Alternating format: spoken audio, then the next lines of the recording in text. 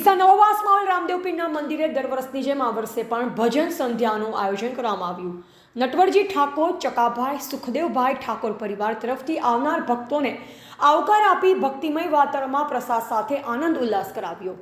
ડીસા નવવાસમાં વર્ષો જૂના આવેલા રામદેવ પીરના મંદિરે દર વર્ષની જેમ આ વર્ષે પણ ભજન સંધ્યાનો રાત્રિ કાર્યક્રમનું આયોજન કરવામાં આવ્યું, જેમાં ભક્તો માટે પ્રસાદનું પણ આયોજન કરાયું હતું. રાત્રે ભજન સંધ્યામાં અરુણા બારો તેમજ અન્ય નામી અનામી કલાકારો દ્વારા આવનાર ભક્તોને ભક્તિમય વાતાવરણમાં મંત્રમુગ્ધ કરી દીધા હતા. આ તમામ આયોજન નટવરજી ઠાકોર, ચકાભાઈ, સુખદેવભાઈ ઠાકોર પરિવાર તરફથી કરવામાં આવ્યું.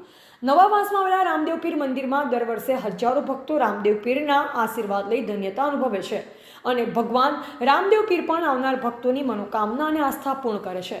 દર વર્ષની જેમ આ વર્ષે પણ શોભાયાત્રા, નેજા ચડાવવાનો કાર્યક્રમ જેવા અન્ય કાર્યક્રમનું પણ આયોજન કરવામાં આવ્યું. જેમ આ પરિવાર દ્વારા ડીસાની તમામ ધર્મપ્રેમી જનતાને જોડવા માટે પ્રેમપૂર્વક આગ્રહ પણ કરવામાં આવ્યો છે. અહેવાલ અમૃતમાળી, સંબંધ ભારત ન્યૂઝ, ડીસા.